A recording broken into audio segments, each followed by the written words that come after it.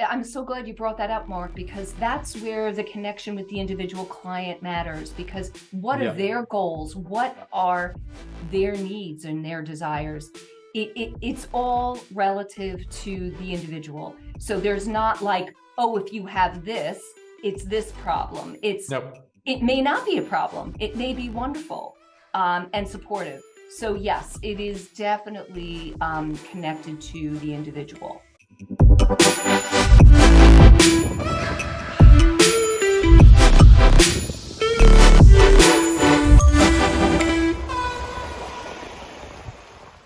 All right. Welcome to another inspiring episode of Beyond Interior Design, a deep podcast that delves deep into the world of design and the profound impact of our surroundings on our well-being. With an entrepreneurial twist, because here at the Institute of Interior Impact, we are a big fan of guiding you to the next level by providing you with the right tool set to experience absolute creative freedom and fulfillment, to design a life you desire and deserve. I'm your host, Mark Wiskus, interior design and business coach, and today we have the privilege of hosting our next remarkable guest, Maureen Calamia. She's an experienced workshop leader, event speaker, and author of the book Creating Luminous Spaces. And Maureen's unique approach is rooted in the wisdom of Eastern philosophy, particularly at the 5 elements of Feng Shui. She inspires others to connect with their true nature, although the lens of design and the spaces we inhabit. So today, we explore the fascinating world of design and the secret of pretty rooms versus authentic spaces, using metaphors. Here she is, Maureen Calamia. Hi, Mark. Hi there. Welcome. So nice to be here. Thank you. Yeah, welcome. And welcome everybody who's joining us live here in the podcast. We do have a chat. You can use it, but preferably you can ask your questions at the end of this episode. You have the opportunity because you are joining us live. So please do that if you want. And then we're going to start with it. So yeah, pretty rooms versus authentic places. Well, but first, Maureen, to be completely honest with you, Feng Shui, Feng Shui, whatever. It was a high school project of mine when I was around 12 years old. We could choose to do an 80-hour project for your for the end of your school project. And I was like, let's do Feng Shui. It was kind of new then, so I designed an apartment fully with it, with all the elements, and it has great elements in it. It's not my religion. I think it's your religion. But like I said, it has some great elements. It's connecting with nature, with the universe. So, well, you are the right person to continue my journey, Maureen. Yeah. Tell me more about it. Yeah. Yeah, Feng Shui is a remarkable practice that I discovered in my late 30s, and I've never looked back, because what I have found in Feng Shui is really this very deep resonance with the natural world, with the really the kind of the underlying reality that we live in that is often masked in our modern world. And it gave me the language for things that I really didn't understand how to explain, but I knew to be true. So it's just a love and a passion of mine. Yeah, that's well said. Yeah, you don't know how to explain, because you cannot call it science.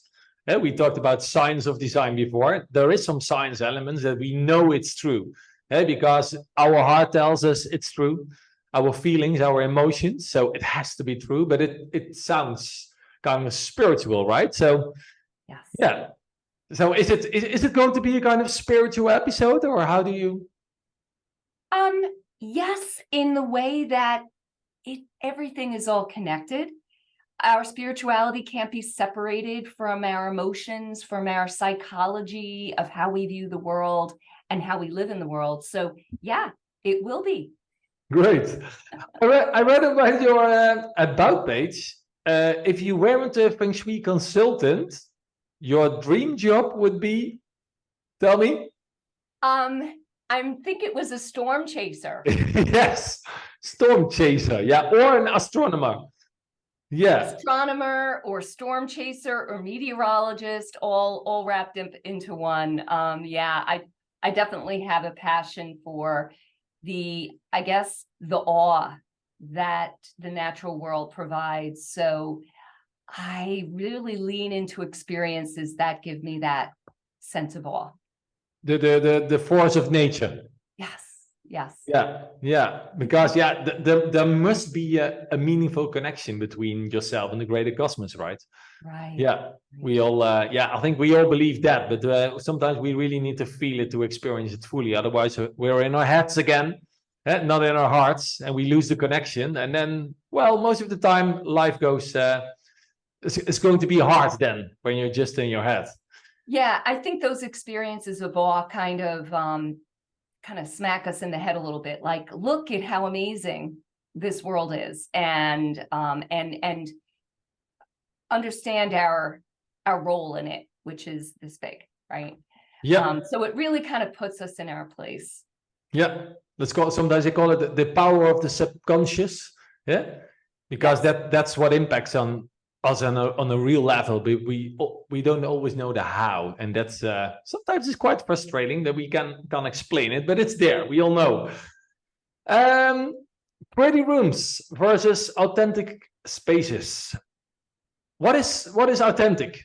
Because this word is, well, an overused word sometimes when people talk about companies or brands. You need to be authentic, or you need to act authentic. That's even worse. Acting and authentic. I don't get that one, but tell me, what's authentic for you? I think, trying to put words to it, because I feel it, right? We feel when we hear the word authenticity or being authentic, we feel it, but it's hard to put the language around it. I mean, I think it's being who you are in a vulnerable state, being open to who you truly are. And I think in our modern times, I think a lot of people haven't really explored that and are really starting to do that journey of exploration. Who am I, without thinking of the constraints of our family that's putting us in a particular role, or society, understanding what our passions are, understanding what our gifts are. I mean, I guess it's been definitely an exploration of mine since I was 12. So interesting that you brought up the age of 12 before, but I started studying astrology at 12 years old because I started having those existential questions. Who am I?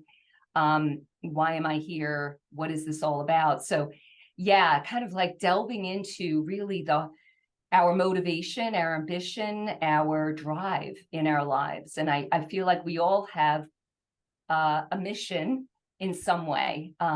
So that's authenticity to me. Yeah, well, and so we have a lot of in common about that because we have our own journeys. We're continuously exploring all these kind of areas, and then you are empowering other people to experience that. Because, well, we are interior designers. Most of us are. We have the power to design this world, literally, to design our environment, to design our life, our businesses. We literally have the power to do that. It's not a coincidence that things will happen, maybe.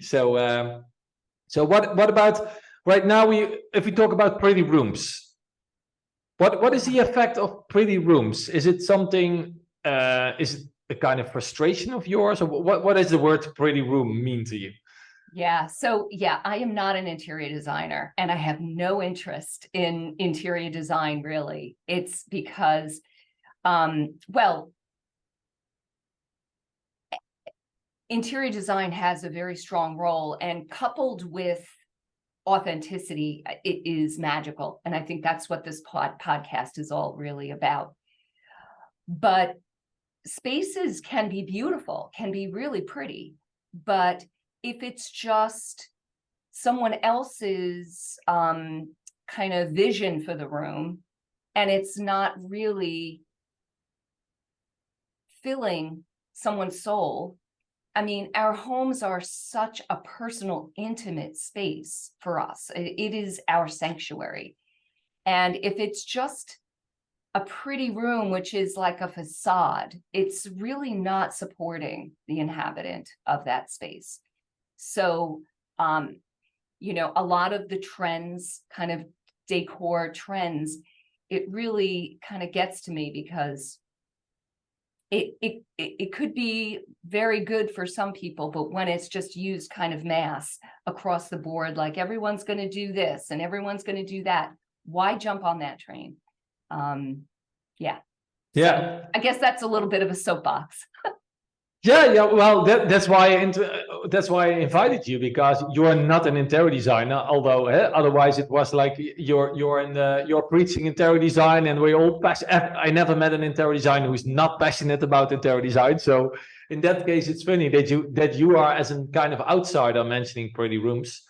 It's a topic we talked about before in other episodes, but yeah, it is. What is the purpose of a pretty room, right? It's maybe it's a temporary room you would like to be, or someone you would like to be, and sometimes it works. It can stretch you to the next level in life if you have an environment that invites you to do the stuff you really would love to do.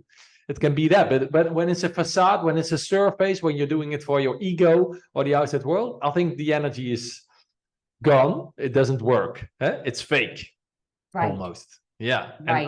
I think that could be another word for pretty rooms. Sometimes they feel fake. Right. Not real emotions. Yeah, but well, I think times are changing in that field because of sustainability, because of we need to act differently with the world, and not this not all this trends chasing. Yeah. So Yeah, and Mark, I just wanted to interject that I think there is a great movement, a great shift in these last few years. I mean, definitely the pandemic has moved that, accelerated that, but I think people have been feeling this unease of just needing shifts in their lives and coming from more authentic space.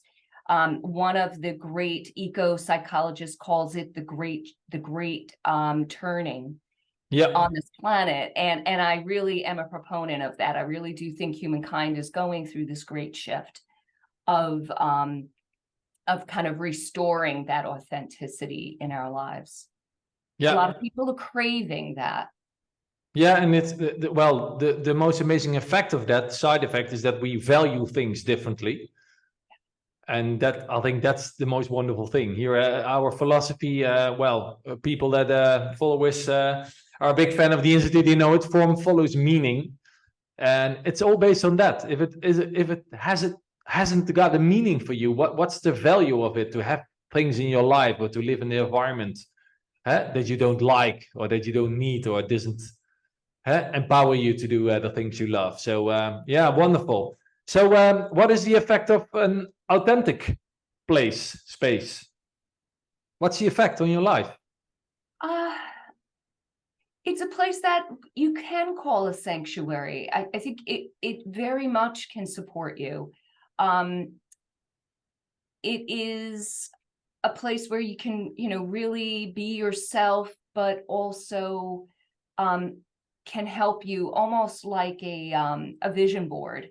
I mean, it's the law of attraction in a way, although I'm not a big law of attraction person, but it's like when you surround yourself with things that make you feel good, make you feel like you said, you have a love of the things around you. And it's just so surprising how many times I work with clients and I'll ask them about, and it's like, oh, somebody gave me that, and it's prominent in their home. And I'm like, oh, how can you, yeah, it's hard when we just have things that are just, oh, well, I went to the store and picked something up to fill that wall. Yeah. It's like, God, But it should be something you love. Yeah. We had a client. She got on one birthday, she got 3 kind of cats, kind of nice, well, stupid cats. And then the next person was like, oh, she loves cats.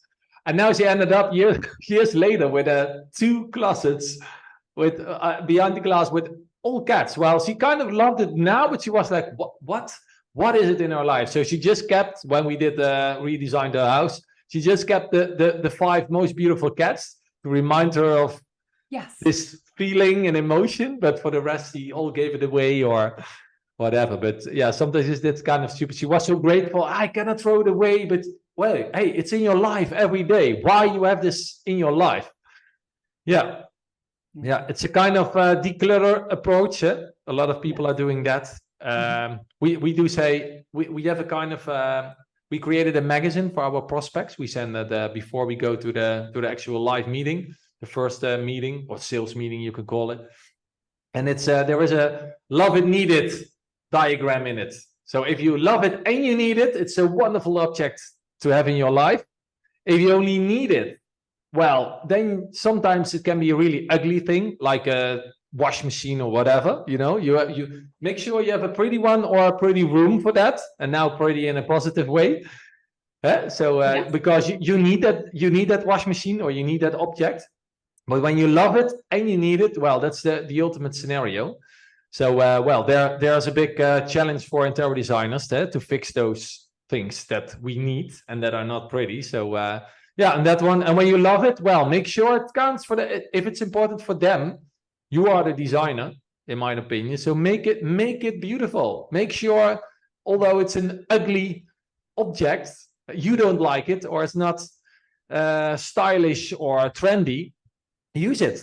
Try to use it. That's your expertise in my way. So yeah, that I love authentic spaces. You can feel it, and at the end, it should reflect the homeowner and all the activities. So how do we know it's an authentic place? How do you know? You can say, well, everybody recognize a pretty room, but how do you recognize an authentic room?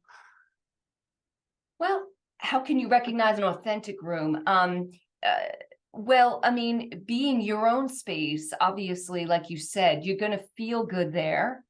It's going to be supportive to you. And there's going to be a lot of love surrounding you.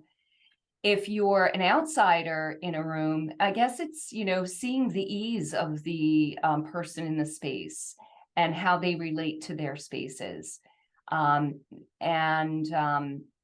Just simply asking some questions can help you understand, like, what's your favorite thing in this room?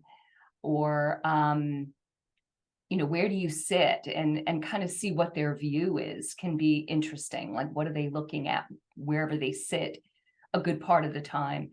And, you can kind of start pulling things together to see that it really feels good.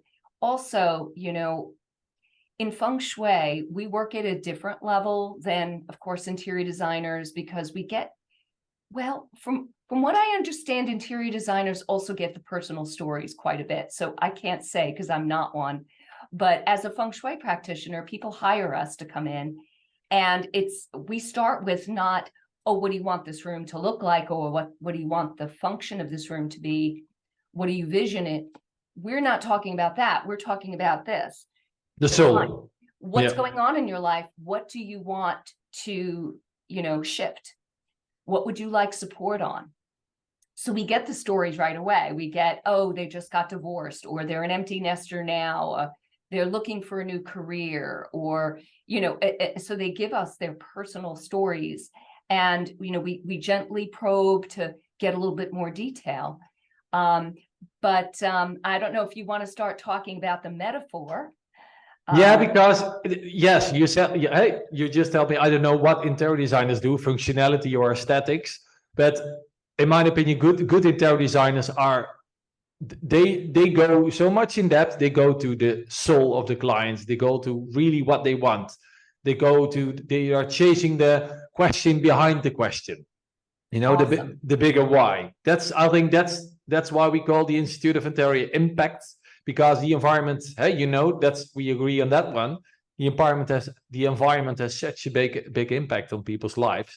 So you need to know what is it that they want to change, and this kind of relationship energies or stressful energies or whatever they bring home from their work or from other elements, you can create a place for them to heal, literally.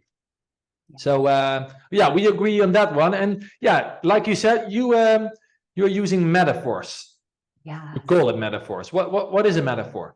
So a metaphor is really just something that is representing or symbolic of something else. It is really the language of the subconscious mind.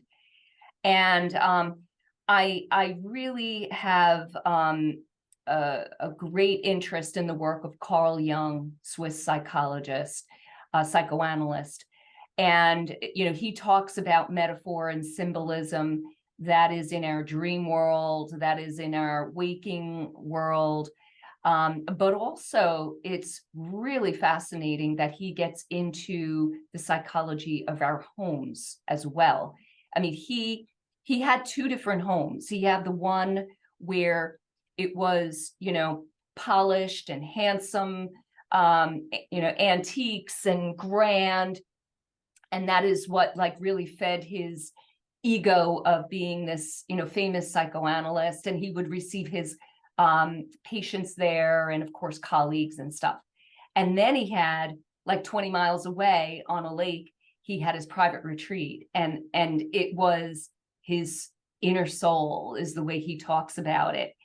And he realized that there's just this real difference between say the facade, the outside world, or the facade of the house and the facade of our psyche, and then the inner, right, the inner house and then the inner psyche. And he saw this amazing metaphorical connection between our home and our psyche.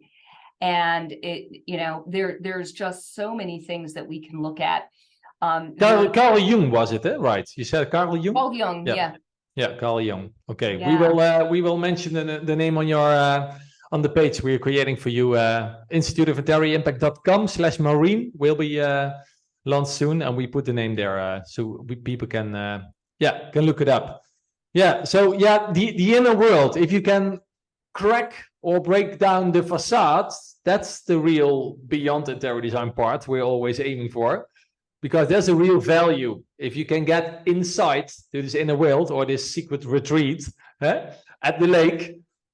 There's the real person, and then you can you can try to break the facade or to change the facade, right?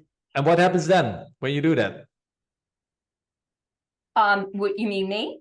When you break, let's say you break down the facade of somebody, you will make them conscious of these two worlds, this inner world and the outside facade.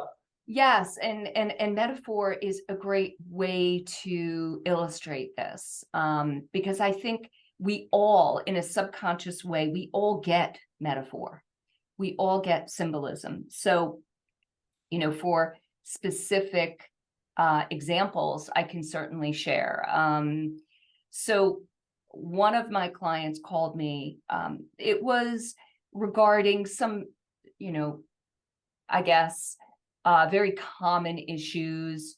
They wanted help with career, maybe help with their children, maybe romance a little bit. I mean, this is the language that my clients come to me with. And I was, as soon as I walked in their home, I saw that they had a staircase directly in front of the door. And in Feng Shui, that's like a big no-no. You don't want the staircase right in front of the front door. And I think a lot of people are aware of that, even not Feng Shui people. So you mean the front door goes open and the invitation goes up? Yes. But this staircase was completely different than most that I encounter. It actually had no risers. So it was open, right? Openings all the way up. And that's another thing. It's called sha qi. I mean, we're not going to get into the feng shui of it, but it's kind of like these points facing you as you enter. But worse than that, two more things. they were not done to code. They were basically a regular staircase, and they got rid of the riser. And that is not code, because you could slip and your foot could fall. And yeah, I mean, you break a leg easy, right? So they were too high. But then also, if you walked around, the staircase to the basement was below it. So you were seeing into their basement, because that staircase was going down below it. So you had two staircases. Yeah. Seeing right through. So it was like a disaster. And I went, but I don't act like that with a client. I'll be like, oh, okay. So you walked around the home, we talked more in depth. And what I uncovered in just conversations was that there was a lot of anxiety in the house. The two people in the household had anxiety off the charts. They were on medication. They had trouble sleeping. It was very, very stressful lives. And this has been for a long time. This is not just since they moved into the house. But when I pointed out the staircase and just kind of walked them through, literally, like, it's a novelty. And the husband was like, oh, I love the house because of that stairs. And it's like, yeah, it's a pretty stair. It's pretty, it's different, it's definitely unique, but it was contributing to so much anxiety. They even said that their golden Labrador retriever was so tentative going on those stairs, because the dog itself knew it was not safe. So I, gave them a Feng Shui consultation, and I said, number one, I'm recommending that you fill the risers back in. The husband didn't want to do it. The wife was like, all right. A year later, they called me up, still with issues. And I said, did you fix the stairs? No, my husband doesn't want to. And I just said, look, there's really nothing more I can do right now. That's it. And, just check into it. So they did. They wound up filling it in. They were like, oh my God, we love it. And it felt better. Yeah, it felt better. Safe, comfortable. Yeah. And I'm not saying, because they had anxiety and depression issues before they moved into this house. So I'm not saying those stairs caused it. I'm saying that there was a resonance between that anxiety energy and this home, that they just married up. And then it just continued. And any attempts at healing the anxiety were just, blocked by the energy. Well, I do hope the designer did a good job with filling up the chairs, because to please the man, because I think it can still be a pretty stairs. That's what I mean. Pretty is not a bad word, but do it in the right way, that it feels safe or comfortable, or empowers the people that are living there or using it. That's the goal of the design, right? Yeah. If nobody feels safe there, or they are not conscious of it. Yeah. Well, this just simple stairs. There was always something with books and bookshelves. When people have a big bookcase in their home, it's kind of metaphor for me. What is it? What does it do with people? What does it tell me? It's like I want to. It's like we're kind of room reading right now. It's like you are with a prospect, you're entering the door, and you see some metaphors in their house, some big statements. Exactly. What does it mean? What does the bookcase tell us? It's those things. It's those things that your eye goes to right away. It's like, can you tell me about this? Or, you're just kind of observing mode. I had a client once, when we walked in, she had a really grand foyer that was lined with built-in bookshelves that were jam-packed with books. And it obviously a metaphor, a very simple metaphor. Well, it's not even a metaphor. It's this person loves knowledge. They love reading. So she also had other bookshelves in other rooms as well, jam-packed with books. So I just asked, I said, oh, can you tell me a little bit about these books? So these are all your books? Wow. And she was like, oh no, she goes, a lot of them are my ex-husband's. Talking about And, meaning. and okay, that's fine, but it wasn't even things that she cared about. So it was fascinating. And one of the reasons she asked me to come and help was because she kind of felt overwhelmed. She felt like she could never carve out time for herself.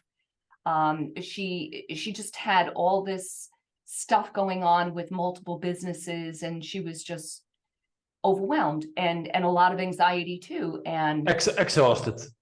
yeah, exhausted. And when I pointed out that, you know, if you have no, I mean, it would have been different if they were her books and she loved them and they gave her a lot of energy, a lot of support, but you know, they didn't. And I mean, she had some of hers there too, but I said to her, like, just get rid of those books, you know, donate them to the library. I mean, I'm not a proponent to throw things out in the garbage, you know, find a place to bring them. Someone else will enjoy them. And you know, I am not sure if she did, but I'm hoping she did. Just kind of open that space. And that is another thing that is unique between what I do typically as a Feng Shui consultant, as an interior designer. You see the end result because you work with your client the full way through. A lot of times I go in, it's just a one shot, and we work together, and then I go. And you know, so I sometimes don't get a follow-up, and sometimes I do. But you know, sometimes it's the frustration is really tiny. I'm always decluttering my room and just as a kind of experiment. So I see, do I miss this? Or then I can put it back in my house, or I just put it away for a while. And I had the same with all my cutlery. We had a lot of knives and forks, and every time when you take out the dishwasher, you have to put it in your drawer, and the drawer doesn't close because there is a spoon not in the right direction or whatever. And it's just a small one. But when I took half of the stuff away, because you only need it when you have a party or what else. Yeah. I was every morning was like, oh, and the drawer closes. I was like, this is strange. I never knew that I had this small frustration. And it can be the same with the books. When you have too many books and you didn't read them, you can, every time you can have the association like, I don't have time enough. Every time when you see those books, I don't have time enough to read them. I don't have time to read them. Just put them away. Give them to somebody else. And don't put them away. They are coming back at you on the right moment in your life. That's my story with books. There always people are mentioning books, and then it's like, oh, maybe this is. If you find out somebody's talking to you 3 times about this book, I'll think, oh well, I think universe will tell me something. Maybe I need to read this book. Then is the right time, but not waiting on the shelf for the right moment. That's frustrating. Yes, I have one other really quick story about a bookshelf. It was really fascinating. It was a therapist in her office. So she had an office in her home, and she sat facing the window, and the patient sat facing this bookshelf. The bookshelf was, again, so packed, where like there were things like on top of the books. Like every little space was jam-packed. And I looked at the shelf and I went, oh my gosh, the people that are coming there to unload, to release, it's like they're blocked. It's just overwhelming energy in the shelf. So again, I was like, get rid of half the books, like, you know, really trim back, make space, make room for people to breathe. Yeah, I always have when I do meet new clients, I always meet them in their home, in their habitat. And most of the time, I don't get the best place. I think a lot of people will recognize that. You get the place for the visitors. So they are with the back to the wall, a safe environment. And I want to see the whole room, but I can't because they place me with the back to the whole room. And it's funny, but you want them to be comfortable and safe about talking about their plans and wishes. So I don't want to change their safe environment, but it's funny. It's the same with this with this doctor. Yes. Yeah, it can go really they had wrong. A great view, and they weren't realizing the impact of the environment to their patients. Yeah, you should give the best view to your client if you want to give them the right emotions and feeling of the environment. Yeah. Well, yeah, artwork is always a kind of ego thing, or it reminds of exes as well, relationships. We recently had a project. She said, yeah, it makes me melancholic. How do you say it? Looking with a kind of positive, negative feeling to the past. Melancholic? I don't know sorry. It's a kind of, yeah. I think some people will know the word, but you have positive and negative feelings towards the past. And so it reminds you of that. But then she said, I said, do you want to wake up with that? And she said, no. I said, why not? You thought it was the most beautiful picture you had, but then the energy was wrong. So she got strained from it when she was in a bad mood. But we said, now we're going to pick a new artwork that reminds you of the future, because we're creating your future environment, your new lifestyle, not with your ex-husband, not with all the problems you had. It's a new home. Yeah. So you can literally use metaphors or symbolics to empower them in the new home. So that's completely in line with your story. And yeah, back again to what you said about your language. People are coming and they talk about you with their relationship, maybe finances or health issues.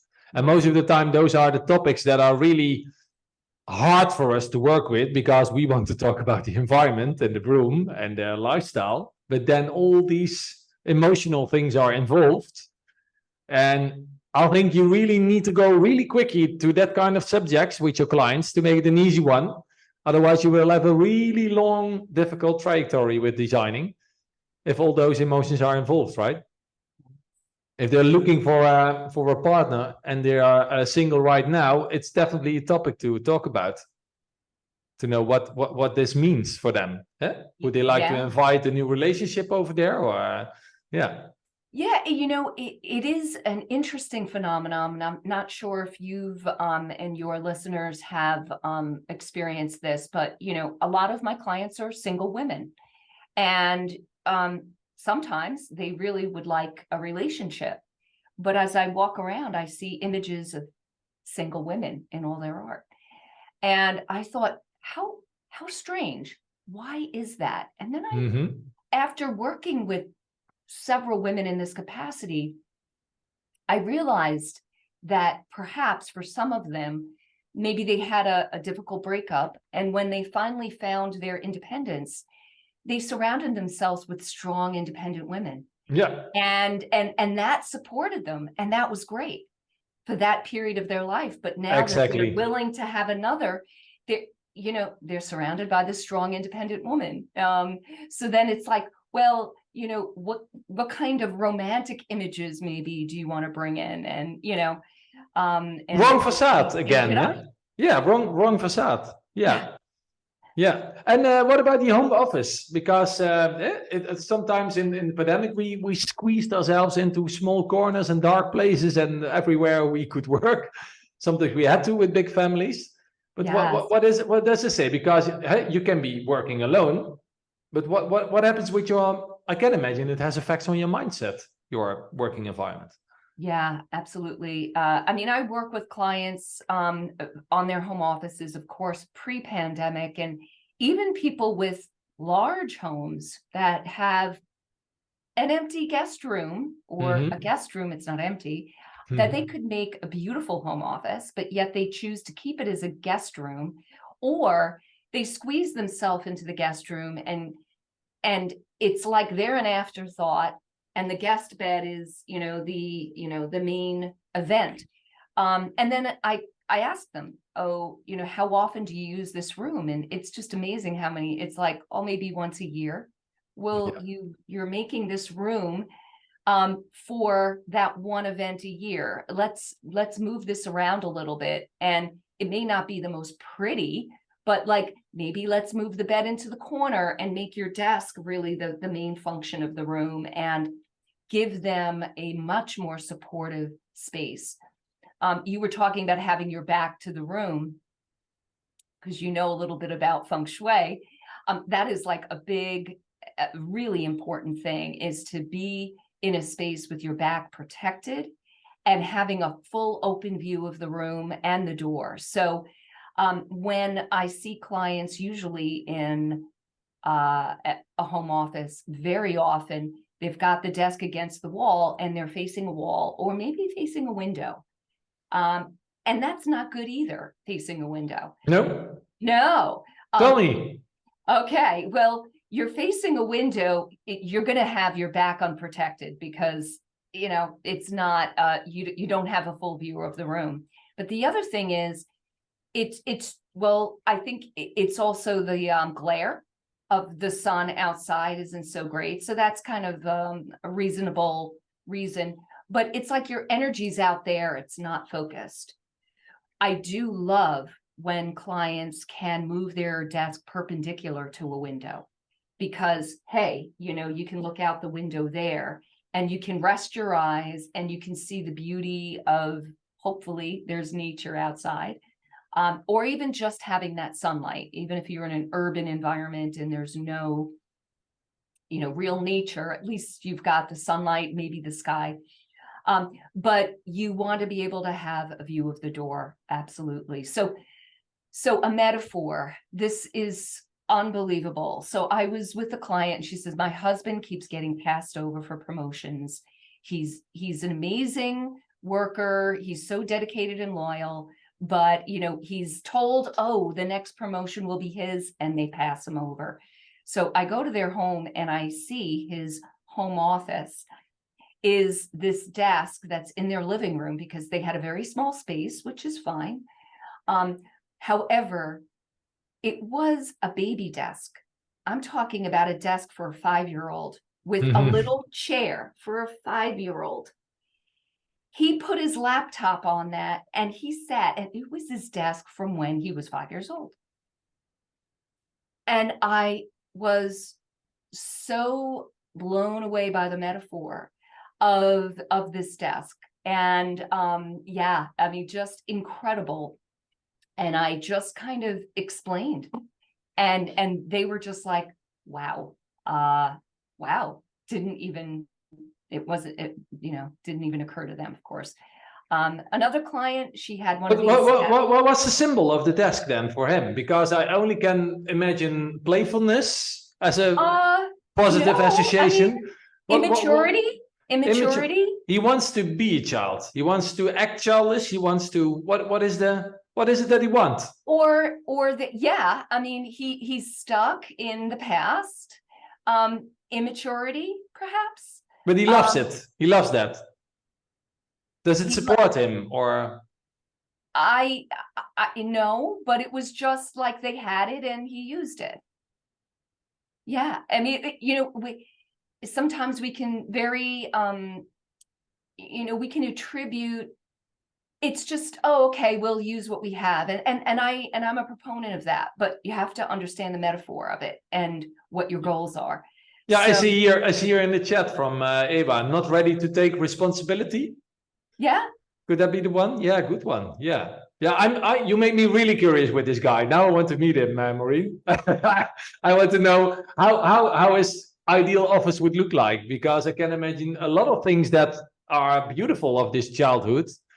And this, maybe he was more bold, maybe he was more excited, maybe he wants, I don't know, in the positive way. But the other side, what would happen if you design this mature office? Right. What will it do to them? Yeah. And of course, every project is based on what, is unique. It's, their spacing, and I know they didn't have the ability to have a full home office. And but they were able to carve out a space for a regular desk. The size of your desk does matter to kind of assert your confidence and your ability to take responsibility, to grow. So, I mean, if you're working on a tiny little desk, and it's going to cause frustration, because you're not going to have enough space to lay out your stuff. Converse side, if you have like a massive desk, maybe the ego's a little too big.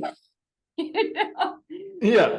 It is always, you feel yourself small, and that's not what you want. Yeah. Yes. And so it's balance. Yeah. And or you have a very grandiose beliefs about yourself, maybe a little over the top. So it could be that too. But it's really, it could stretch your mindset though. If they are really conscious about it, and you are designing an environment for your, I think we talked about it in the last episode with Christoph. If you design an environment for your future self in 5 years, it can stretch you. But then you are really conscious about it, and you will make conscious, natural decisions, and then it's great. Then it's that's the goal, that's the purpose, that it has a meaning, but not just for your ego, right? Yes, and that's where I'm so glad you brought that up, Mark, because that's where the connection with the individual client matters. Because what are their goals? What are their needs and their desires? It's all relative to the individual. So there's not like, oh, if you have this, it's this problem. It may not be a problem. It may be wonderful and supportive. So yes, it is definitely connected to the individual. So the last part, Maureen, because how do we work with metaphors? How can you start with it if you see a kind of metaphor or something that stands out in the room? What is it? Right. So I think, we talked a little bit about this earlier, but just to kind of pull it together, it's it's the act of observation, which we all work with in interior design and Feng Shui. It's observing the environment. I think it is important to kind of make a mental note of things that might seem a little odd, like if the room is super, super dark, or if there's here's another one, really kind of crazy art all over the house. I worked with one client and all the art was paintings. It was really dark imagery, dark colors. And I walked around going, I didn't like it, but thank God I didn't inject any of my emotion, I think, and just asked her curiously, can you tell me about this art? My assumption was that she was depressed, like I was going crazy with all these ideas. And she lit up and said, it's my father's paintings. He passed a few years ago. I feel so much love having him surround me. And I went, oh, great. So yeah, we have to be careful with our own assumptions about things in someone's home. But really. So asking why. You observe things are standing out, they're awkward or amazing or expensive or whatever. Ask the story behind it. Yeah, and you want to know say, why. Can you tell me something about this? Yeah. And leave it open like that. And again, you can get everything from I absolutely love it and there's great energy behind it to I hate this, but I have it there because I'm filling a gap on the wall. So with the artwork, I can imagine that's what we sometimes do with all this. We did with this recent lady, in her apartment. We collected all the artwork from the past and made one collection of it, and then she could literally take a moment when she needs it, when she needs the past, or she wants to think about it. She can go to that space, but it was not a prominent space, not that she could face daily really easily. When she wants to go, she could go there. And she loved it. So you're not the same with this lady. When she has all this artwork in the whole house, spread over the whole house, that's not the best way to deal with your father's death, right? Yeah. You need to move on, but you want to have this beautiful memory too. So yeah, and again, it's dealing with that unique client, and I felt I might have been wrong, but I felt like she was still grieving. She still needed to go through this process, and it was supportive to her. A few years later, if I went back and saw all that again, I might have the conversation with her about maybe like I would see how she's doing. Yeah. Yeah. And then maybe make some recommendations to trim it back a little bit. Yeah. I always love those quirky, strange things, ugly things. If they are in the house, I'm like, I want to know more. This is the story. There's the key to the whole concept. Literally, always this stupid, ugly, fancy, stupid, funny thing that stands out. That's the story. I love that. And when it's not, when it stands out and it's not a story, it's easily to get rid of it. You say, Right. why? Just said, why do you have it in your life? Does it support you, right? No, we can get rid of it. Okay, wonderful, and gone, and it's out of the life. You will immediately make some major steps because you know it's a frustration or energy lack or whatever. Yes. And Yes. they already know it. So yeah, well, wonderful. Yeah. Yeah. So So it's all yeah, about so it's why. observe, Yeah, observing. observe, ask questions in a very curious way, non-judgmental, seeing where that goes, maybe probing a little bit if that is comfortable in the relationship and how you work. But also there's a cool little visualization that I do, and we can do it now if you want. Yes, that's the kind of bonus of today. Yeah, I love it when you talk about, can we do a meditation? I say, yes, of course, a kind of visualization, right? Yes. It's a brief meditation to connect with the deeper desires. Yeah, you call it the soul of the room. And Yeah. what is, yeah. Yeah, the soul of the home. So I do very much believe that there's consciousness in everything. And I do feel a consciousness of the home. And I think many of you would agree that, you know, your home, you've got a relationship with it. I mean, it's not a inanimate entity. I mean, it is an entity. It is a living soul, I feel. And I know that I had contact with this soul when I first walked in here. And that was way before I studied Feng Shui. I was in marketing in New York City. So this home spoke to me. Yeah. So what I like to do is have my clients just kind of sit. Is it something that we can do with our clients if we feel comfortable with that? Absolutely. Yeah. Absolutely. This is just a simple little exercise. And if you feel your clients are open to it, because not everybody is, not all of my clients really want to go there. No. So you have to see. But basically you just have them kind of sit straight in the chair, comfortable, and just ask them to close their eyes. Well, we take us with you, Maureen. We are guide us. Great. We're All ready. right, so I'll lead you into it. It's very simple, so it would only be a minute. So just close your eyes. And you can let your imagination go to where you feel the heart of your home is. It may be a treasured object. It may be a staircase, might be a door, might be the kitchen.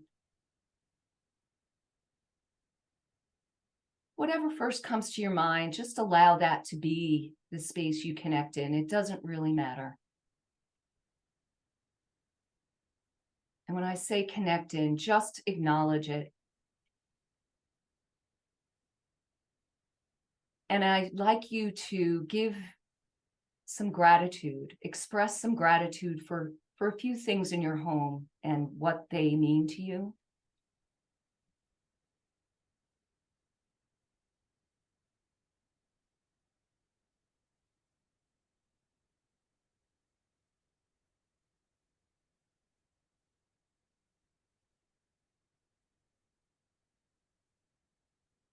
And then this is the part that really requires just an opening of the imagination. Allow yourself to sit now and be on the receiving end of whatever your home wants to share with you. It might be a request.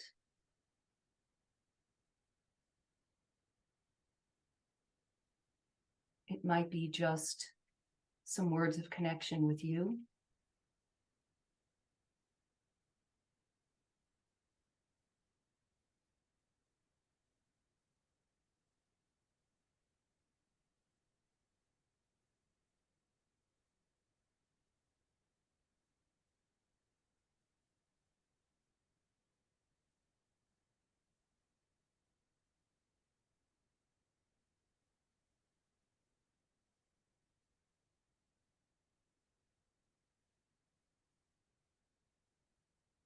And this is the part that can take a little time. So I know we don't have 10, 15 minutes, but We want to just have a few more breaths in this space.